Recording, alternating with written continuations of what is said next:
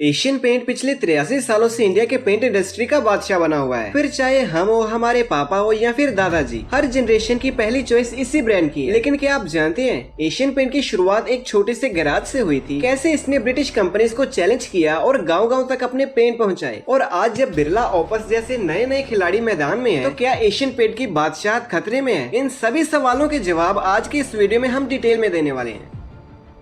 तो दोस्तों, बात है 1942 की। एक तरफ सड़कों पर लोग आजादी के नारे लगा रहे थे, वहीं दूसरी तरफ मुंबई के एक छोटे से गैराज में चार दोस्त पेंट की दुनिया में भारत को मजबूत बनाने की लड़ाई लड़ रहे थे। इस आइडिया की शुरुआत तब हुई जब इंडिया में पेंट का पूरा बाजार ब्रिटिश कंपनीज के हाथों में हुआ करता था। सारा माल यूके से आता था और इंडियन ब्रांड्स को कोई पूछता भी नहीं था। लेकिन फिर टाइम बदला, एक तरफ सेकेंड वर्ल्ड वॉर शुरू हुआ तो वहीं दूसरी तरफ गांधी जी ने क्विट इंडिया मूवमेंट छेड़ दिया। नतीजा ये हुआ कि ब्रिटिश गवर्नमेंट ने इंडिया में पेंट्स का इम्पोर्ट कुछ टाइम के लिए बंद कर दिया। ऐसे में लोगों के पास पेंट्स के ज्यादा ऑप्शन नहीं बचे। हालांकि उस समय इंडियन ब्रांड शालीमार पेंट्स काफी पॉपुलर होने लगा था, लेकिन इसके बावजूद फॉरेन ब्रांड पर लगी रिस्ट्रिक्शंस की वजह से पेंट मार्केट में बहुत बड़ा गैप क्रिएट हो गया था। और फिर इसी गैप को ही नोटिस किया चंपकलाल चौकसी। उन्होंने सोचा क्यों ना हम खुद ही पेंट बनाकर इस गैप को फिल कर दें, लेकिन ये काम अकेले उनके बस का नहीं था। इसीलिए उन्होंने अपने 3 दोस्तों को एक साथ लिया और एक छोटे से गैराज से पेंट बनाना शुरू कर दिया। पेंट बना, क्वालिटी चेक की गई, प्राइसिंग और पैकेजिंग पर काम हुआ और नाम रखा गया एशियन पेंट्स। अब बारी थी इस पेंट को मार्केट में लाने की। लेकिन जब चारों दोस्त इस पेंट को डिस्ट्रीब्यूटर्स के पास लेकर गए तो उन्होंने ये कहते हुए साफ मना कर दिया कि भाई ये तो नया ब्रांड है, कौन ही इसे खरीदेगा। लेकिन दोस्तों, चौकसी साहब पीछे हटने वालों में से नहीं थे। उन्होंने फैसला किया कि अगर डिस्ट्रीब्यूटर्स हमारा माल नहीं ले रहे तो हम खुद कस्टमर्स और दुकानों तक अपनी पहुंच बनाएंगे। और फिर इसी टाइम उन्होंने नोटिस किया कि तमिलनाडु में पोंगल और महाराष्ट्र में बाली पोला जैसे फेस्टिवल लोग काफी धूमधाम से मनाते हैं। पोंगल में लोग अपने घर के सामने रंग बिरंगी पेंटिंग करते हैं, तो वहीं महाराष्ट्र में बेल पोला जैसे फेस्टिवल में किसान अपने बैलों के सींगों को कलर से डेकोरेट करते हैं। लेकिन दोनों ही फेस्टिवल में प्रॉब्लम ये थी कि इन कामों में लोगों को जरूरत सिर्फ थोड़े से पेंट की थी, लेकिन मार्केट में पेंट सिर्फ बड़े बड़े टीन के डब्बों में ही मिलता था। ना कोई कंपनी छोटे पैक बनाती और ना ही किसी ने लोगों की जरूरतों को ठीक से समझा था। लेकिन दोस्तों, जहाँ औरों ने अपॉर्चुनिटी नहीं देखी, वहीं चौकसी जी ने देखा। 1945 में उन्होंने 50 ml और 100 ml के पेंट के मिनी पैक्स लॉन्च किए, जिसने गांव में धूम मचा दी। अब लोगों को पेंट खरीदने के लिए जबरदस्ती बड़े बड़े डिब्बे नहीं लेने पड़ते थे। और फिर दोस्तों, इस स्ट्रेटेजी से ही एशियन पेंट्स अपनी जर्नी में काफी तेजी से आगे बढ़ने लगा। गांव से चलकर ये पेंट्स छोटे छोटे शहर तक पहुंचे। घरों की चौखटें और मंदिरों की सीढ़ियों से लेकर इससे दुकानों की दीवारें कलर की जाने लगी। और फिर एक दिन ऐसा भी आया जब मेट्रो सिटीज की ऊंची इमारतों की दीवारों पर भी एशियन पेंट चमकने लगा। ऐसे में वो बड़े डिस्ट्रीब्यूटर्स जिन्होंने एशियन पेंट्स को लेने से साफ इनकार कर दिया था, वो खुद सामने से आकर ऑर्डर देने लगे। अब दोस्तों, सब कुछ बिल्कुल सही डायरेक्शन में जा रहा था। लेकिन 1950s के दौरान चौकसी जी ने देखा कि पेंट को लेकर लोग 2 ऑप्शंस के बीच में फंसे हुए हैं। इनमें से एक था ड्राई डिस्टेम्पर, जो सस्ता तो था लेकिन उसमें से बदबू बहुत आती थी और थोड़े दिनों में ये दीवारों से झड़ने भी लगता था। वहीं दूसरी तरफ था प्लास्टिक इमल्शन, जो कि देखने में शानदार था, टिकता भी खूब था, लेकिन उसकी कीमत इतनी ज्यादा नहीं थी। ऐसे में चौकसी जी ने सोचा कि आखिर आम इंसान करे तो क्या करे, क्या वो हमेशा बदबूदार ड्राई डिस्टेम्पर के साथ में समझौता करता रहे? जवाब था बिल्कुल नहीं। इसीलिए उन्होंने एक ऐसा पेंट बनाने का सोचा जो क्वालिटी में ड्राई डिस्टेम्पर से बेहतर हो और प्लास्टिक इमल्शन से सस्ता, यानी कि ना क्वालिटी में समझौता किया जाए और ना ही दाम में बोझ बने। और दोस्तों, यहीं पर कंपनी ने एक ऐसा पेंट लॉन्च किया जो कि इन दोनों के बीच का एक परफेक्ट बैलेंस था। नाम रखा गया ट्रैक्टर डिस्टेम्पर। ये हर उस इंडियन के लिए परफेक्ट सोल्यूशन था जो कि अपने घर को संवारना तो चाहता है, लेकिन बजट के अंदर। यही वजह थी कि लोगों ने इसे खुले दिल से अपनाया। डिमांड इतनी ज्यादा बढ़ गई कि बहुत सारे दुकानों पर स्टॉक खत्म होने लगा। जहाँ बाकी कंपनीज के पेंट हफ्तों तक दुकानों की अलमारियों पर पड़े रहते थे, वहीं ट्रैक्टर डिस्टेम्पर 1-2 दिन में ही बिक जाता था। और इस बढ़ते डिमांड का सीधा असर कंपनी की कमाई पर भी पड़ा। और अगले 10 सालों में, यानी कि 1952 तक एशियन पेंट्स का रेवेन्यू 23 करोड़ रुपए को टच कर गया, जो कि उस टाइम के हिसाब से बहुत ही बड़ी बात। इतनी बड़ी सफलता के बाद कंपनी ने सोचा अब हमें एक ऐसा चेहरा चाहिए जो कि हर घर में हमारी पहचान बना सके। यानी कि अब टाइम था ब्रांडिंग को एक नए लेवल पर ले जाने का। इसीलिए उन्होंने साल 1954 में एक बड़ा एडवर्टाइजिंग कैंपेन शुरू किया। और इस कैंपेन का मकसद सिर्फ नए कस्टमर लाना नहीं था, बल्कि पुराने ग्राहकों को भी जोड़ कर रखना था। लेकिन ये करने के लिए कंपनी को कुछ ऐसा चाहिए था जो कि लोगों के दिलों को छू जाए। और इसके लिए उन्होंने कांटेक्ट किया उस टाइम के फेमस कार्टूनिस्ट R.K. लक्ष्मण जी। R.K. लक्ष्मण जी ने एक ऐसा कैरेक्टर बनाया जो कि सिंपल भी था और यादगार भी। नाम रखा गया गट्टू। बेसिकली गट्टू एक नटखट बच्चा था, हाथ में पेंट ब्रश और बाल्टी लिए हुए, बिखरे बाल और चेहरे पर मासूम सी मुस्कुराहट देखने में वो बिल्कुल देसी सा लगता था। था, ऐसा जैसे अपने पड़ोस का ही कोई बच्चा हो। गट्टू का नाम भी बहुत ही समझदारी से चुना गया था, क्योंकि नॉर्थ इंडिया में गट्टू एक निकनेम होता है। इसलिए जैसे ही लोग इस कैरेक्टर को देख, उन्हें लगता था कि ये हम में से ही एक है। और एक्साइटमेंट बढ़ाने के लिए कंपनी ने एक कॉन्टेस्ट भी रखा, जिसमें ये बताना था कि इस कैरेक्टर का नाम क्या है, और इसका जो भी सही जवाब देता उसे 500 रुपए इनाम में दिया जाता। अब उस जमाने में भी 500 रुपए की बहुत ही वैल्यू, तो भला कौन इस कॉन्टेस्ट से पीछे रहता। यही वजह थी कि इस कॉन्टेस्ट में करीब 47,000 लोगों ने पार्टिसिपेट किया, जिनमें से सिर्फ 2 ही लोगों का सही जवाब आया, गट्टू। धीरे धीरे गट्टू सिर्फ एक कार्टून कैरेक्टर नहीं बल्कि एक आइकॉन बन गया। कंपनी ने गट्टू को ट्रैक्टर डिस्टेम्पर के लिए अपना मेन फेस बनाया था। साथ ही एक मजेदार टैगलाइन भी निकाली, don't lose your temper, use tractor distemper. ये टैगलाइन लोगों को काफी कैची लगी। साथ ही इसे एक भरोसा भी बिल्ड हुआ कि पेंट सस्ता होने के साथ साथ टिकाऊ भी है। इस कैंपेन ने सेल्स को जैसे पंख ही दे दिए। अगले 4 सालों में कंपनी की बिक्री 10 गुना तक बढ़ गई और डिमांड इतनी ज्यादा हो गई कि एशियन पेंट्स को मुंबई के बांडुप में अपना पहला मैन्युफैक्चरिंग प्लांट खोलना पड़ा। और फिर 1967 में जब एशियन पेंट्स ने लॉन्च के 25 साल पूरे किए तो उन्होंने वो मुकाम हासिल कर लिया जो कि हर कंपनी का सपना होता है। जी हाँ, इस साल एशियन पेंट इंडिया की नंबर 1 पेंट कंपनी बन गई। और सबसे खास बात ये थी कि आज पूरे 83 साल बाद भी एशियन पेंट उसी नंबर 1 पोजीशन पर कायम है। तो दोस्तों सवाल उठता है कि आखिर एशियन पेंट ने ऐसा क्या किया जो कि बाकी दूसरे कंपनीज नहीं कर पाए। तो चलिए एक एक करके एशियन पेंट के शानदार स्ट्रेटेजीज को भी जान लेते हैं। पहला है investment in technology. Asian paint को पहले ही पता चल जाता था कि अगले हफ्ते किस शहर में कौन सा रंग ज्यादा बिकेगा या फिर कौन से साइज की पेंट कैन की डिमांड आने वाली है। उस टाइम पर सभी कंपनीज डिमांड आने के बाद रिएक्ट करती थी, यानी पहले कस्टमर से पूछा जाता था कि उन्हें क्या चाहिए और फिर प्रोडक्ट भेजा जाता था। लेकिन एशियन पेंट ने एक ऐसा सिस्टम डेवलप कर लिया था जिससे पहले ही अनुमान लगा लिया जाता था कि किस रीजन में कौन सा प्रोडक्ट किस क्वांटिटी में कब डिलीवर करना है। इसी काम को ही करने के लिए उन्होंने उस समय का सबसे बड़ा बोल्ड स्टेप उठाया था। साल था 1970 जब एशियन पेंट ने 8 करोड़ रुपए की भारी इन्वेस्टमेंट के साथ में एक सुपर कंप्यूटर खरीदा। इस मूव के साथ ही वो सुपर कंप्यूटर खरीदने वाली भारत की पहली प्राइवेट कंपनी बन गई। और दोस्तों ये उस दौर की बात है जब देश के लीडिंग इंस्टीट्यूशन इसरो और IIT पवई के पास भी इस तरह के कंप्यूटिंग इंफ्रास्ट्रक्चर नहीं था। इतना ही नहीं, एशियन पेंट्स के बाद किसी दूसरे इंडियन प्राइवेट कंपनी को सुपर कंप्यूटर लाने में 22 साल लग गए थे। एशियन पेंट का ये सुपर कंप्यूटर वाला इन्वेस्टमेंट सिर्फ तेज कैलकुलेशन के लिए नहीं था, बल्कि उनका असल मकसद था बिजनेस डिसीजन को गट फीलिंग या अंदाजों से हटकर पूरी तरह से डेटा ड्राइवन बनाना। कंपनी ने इस इन्वेस्टमेंट में लाखों कस्टमर्स की परचेज हिस्ट्री से लेकर उनकी seasonal choices, regional colour trends और पैकेजिंग प्रेफरेंस तक का डिटेल डेटा फिट किया। और फिर धीरे धीरे ये सिस्टम इतना स्मार्ट और रिफाइंड हो गया कि इससे पहले ही पता चल जाता था कि पंजाब के फेस्टिवल सीजन में कौन से कलर की डिमांड बढ़ेगी, लगान वाले सीजन में कौन सा रंग जाएगा, या फिर साउथ इंडिया में कौन से महीने में छोटे पेंट कैंस की कितनी क्वांटिटी होनी चाहिए। और इसी वजह से एशियन पेंट को डिमांड का इंतजार करने की जरूरत नहीं थी और ना ही अंदाजा लगाकर काम करने की, बल्कि डेटा की मदद से कंपनी सही समय पर सही फैसले ले लेती थी। और दोस्तों यही वो टर्निंग पॉइंट बना जिसने एशियन पेंट को सिर्फ एक पेंट मैन्युफैक्चर नहीं बल्कि इंडिया की सबसे एडवांस टेक्स इनेबल्ड और data driven supply chain company बना दिया। इसी तरह से एशियन पेंट की दूसरी स्ट्रेटेजी है मिडिल मैन फ्री मॉडल। 1970 के आसपास जब बाकी पेंट कंपनीज अपना माल होलसेलर्स के जरिए डीलर्स तक बेचती थी, तब एशियन पेंट ने कुछ अलग करने का फैसला किया। उन्होंने बीच के होलसेलर्स को हटाकर पेंट सीधे डीलर तक भेजना शुरू कर दिया। इससे न सिर्फ मिडिल मैन का एक्स्ट्रा खर्चा बचा बल्कि कंपनी को सप्लाई चेन पर भी सीधा कंट्रोल मिल गया। जैसे कि आज के टाइम पर भी एशियन पेंट अपने प्रोडक्ट को सीधे 70,000 से भी ज्यादा डीलर्स तक पहुंचाती है। और एशियन पेंट ने सिर्फ डिस्ट्रीब्यूशन ही नहीं बदला बल्कि उन्होंने पेमेंट सिस्टम भी पूरी तरह से बदल दिया। एक्चुअली उस टाइम पर ज्यादातर कंपनीज डीलर्स को 180 दिनों का क्रेडिट देती थी, जिसमें पैसा अक्सर फंस जाता था। मगर एशियन पेंट्स ने बिल्कुल इसका उल्टा कर दिया। उन्होंने एक नया सिस्टम लॉन्च किया जिसे नाम दिया गया रेगुलर पेमेंट परफॉर्मेंस डिस्काउंट। इस सिस्टम के तहत अगर कोई डीलर समय पर पेमेंट करता है तो उसे 3.5% का डिस्काउंट मिलता था, और अगर वो माल आते ही तुरंत पेमेंट कर देता है तो उसे 5% तक का डिस्काउंट दिया जाता था। इन बदलाव से दोनों पार्टीज को ही खूब फायदा हुआ। डीलर्स को लगा कि समय पर भुगतान करके उन्हें सीधा फायदा हो रहा है और कंपनी को भी अपने टाइम पर पैसा मिलने लगा। एशियन पेंट की तीसरी स्ट्रेटेजी है रिलेशनशिप विद डीलर। दोस्तों एशियन पेंट्स ने अपने डीलर्स को कभी भी सिर्फ पेंट बेचने वाले सप्लायर नहीं समझा, बल्कि उन्हें हमेशा अपने बिजनेस पार्टनर की तरह ट्रीट किया। और इस सोच का सबसे बड़ा एग्जांपल है टिंटिंग मशीन। डीलर्स को इस मशीन को लीज पर लेना होता था और इसके लिए शुरुआत में कोई भी पैसा नहीं देना पड़ता था, जबकि बाकी कंपनीज इसी मशीन के लिए डीलर से पहले ही पैसे ले लेती थी। यही रीजन था कि एशियन पेंट के साथ में ज्यादा से ज्यादा डीलर जुड़ने लगे। और फिर इसका रिजल्ट ये निकल कर आया कि साल 2001 तक जहां एशियन पेंट्स के पास करीब 15,000 डीलर्स थे, वहीं साल 2018 आते आते ये नंबर 52,000 से भी ऊपर पहुंच गया। इसके अलावा टीयर 1 शहरों में इनके पेंट्स की दिन में 2 से 4 बार डिलीवरी होती है और टीयर 4 टाउन्स में भी अगर आपने शाम को ऑर्डर किया है तो फिर अगली दोपहर तक आपके दुकान पर पेंट पहुंच जाता है। आज की अगर बात करें तो एशियन पेंट इंडिया की सबसे बड़ी होम डेकोर कंपनी होने के साथ साथ एशिया की दूसरी सबसे बड़ी कंपनी भी है और दुनिया की टॉप 10 पेंट मैन्युफैक्चरर में ये 8वें नंबर पर आती है। एशियन पेंट एक ऐसी कंपनी है जो पिछले 60 सालों में 20% CAGR की रफ्तार से ग्रो कर रही है। मतलब कि इसका बिजनेस और 3 साल में ही डबल हो जाता है। और हाँ, जहां एशियन पेंट्स के सबसे बड़े कंपटीटर बर्जर का रेवेन्यू 11,554 करोड़ रुपए है और नेरोलैक का 7,742 करोड़ रुपए, वहीं अकेली एशियन पेंट्स का रेवेन्यू 36,183 करोड़ रुपए, जो कि इसके दोनों कॉम्पिटिटर्स के कंबाइंड रेवेन्यू से भी डबल है। लेकिन इतना सब कुछ हासिल करने के बाद भी पिछले 2 सालों से एशियन पेंट स्ट्रगल करता हुआ नजर आ रहा है और फाइनेंशियल ईयर 2025 के लास्ट क्वार्टर में उसका प्रॉफिट 45% तक ड्रॉप हो गया। यहाँ तक कि उसका मार्केट शेयर भी 59% से गिरकर 52% पर आ चुका है। और इसका रीजन है आदित्य बिरला ग्रुप की ओपस पेंट, जिसे कि इस ग्रुप की सब्सिडरी ग्रासिम इंडस्ट्री ने फरवरी 2024 में लॉन्च किया था। और दोस्तों, लॉन्च होते ही इसने पूरे पेंट मार्केट में हलचल मचा दी है, क्योंकि बिरला ओपस को 10,000 करोड़ रुपए की शुरुआती इन्वेस्टमेंट के साथ में लाया गया था, जो कि इस इंडस्ट्री के लिए बहुत ही बड़ा अमाउंट था। यही वजह है कि 2 सालों के अंदर बिरला ओपस कैपेसिटी के मामले में देश के दूसरे सबसे बड़ी पेंट मैन्युफैक्चरिंग कंपनी बन चुकी है। लेकिन सवाल तो ये है कि इतनी जल्दी ओपस इस मार्केट को डोमिनेट कैसे करने लगा। असल में बिरला ओपस ने ग्राउंड लेवल पर बहुत ही स्मार्टली काम किया है। जैसे कि एशियन पेंट्स अपने डीलर्स को पेमेंट करने के लिए सिर्फ 5 दिनों का समय देता है, वहीं बिरला ओपस उन्हें 30 से 35 दिनों तक का क्रेडिट पीरियड दे रहा है। इसके अलावा ये डीलर्स को मार्जिन भी काफी ज्यादा ऑफर कर रहा है। साथ ही Birla opus paint Asian paints के मुकाबले 5 से 6% सस्ता भी है, जिससे कि आम कस्टमर भी इसकी तरफ काफी अट्रैक्ट हो रहे हैं। लेकिन दोस्तों, इन सभी स्टेप्स को लेने के बाद से ग्रासिम पर काफी सारी मुसीबतें भी आनी शुरू हो गई, क्योंकि ओपस की ग्रोथ के साथ साथ ग्रासिम का डेट लेवल भी बहुत ही ज्यादा तेजी से बढ़ रहा है। मार्च 2024 में इसका डेट 74,549 करोड़ रुपए था, जो कि अब बढ़कर 1,37,100 करोड़ रुपए को हो चुका है। इसका मतलब बिल्कुल साफ है कि बिरला ओपस इस समय कैश बर्न मोड में है। तो दोस्तों, अब सवाल ये है कि क्या बिरला ओपस की तेज रफ्तार और एग्रेसिव स्ट्रेटेजीज के सामने एशियन पेंट्स घुटने टेक देगी? तो आई थिंक बिल्कुल भी नहीं, क्योंकि एशियन पेंट्स सिर्फ एक पेंट कंपनी नहीं है, बल्कि एक ऐसा मजबूत सिस्टम है जिससे कि दशकों की मेहनत से खड़ा किया गया है। इसका भरोसेमंद डीलर नेटवर्क, कस्टमर प्रेफरेंस की समझ और तेज सप्लाई चेन इसे बाकियों से अलग बनाती है। और ऐसी पुरानी और मजबूत कंपनी को कोई नई कंपनी इतनी आसानी से पीछे नहीं कर सकती। सच तो ये है कि एशियन पेंट सिर्फ कंपटीटर्स पर ही ध्यान नहीं दे रहा, बल्कि अपने पुराने सिस्टम को बेहतर बनाने के साथ साथ नए प्रोजेक्ट्स में भी जमकर इन्वेस्ट कर रहा है, ताकि आने वाले समय में उसकी पकड़ और भी ज्यादा मजबूत हो जाए। जैसे कि कंपनी मध्य प्रदेश में 2,000 करोड़ रुपए का इन्वेस्टमेंट करके एक नया वाटर बेस्ड पेंट प्लांट बना रही है। पेंट प्रोडक्शन में जरूरी रॉ मटेरियल्स को बनाने के लिए गुजरात के दहेज में प्लांट खोला जा रहा है और मैसूर प्लांट की कैपेसिटी को 2 गुना करने के लिए 1350 करोड़ रुपए का इन्वेस्टमेंट किए जाने के साथ ही इसी तरह के कई सारे स्टेप्स लिए जा रहे हैं। ऐसे में मानना तो यही है कि बिरला ओपस भले ही शॉर्ट टाइम के लिए एशियन पेंट्स को नुकसान पहुंचा रही है, लेकिन लंबे समय में अभी भी एशियन पेंट मार्केट का किंग बने रहने वाला है।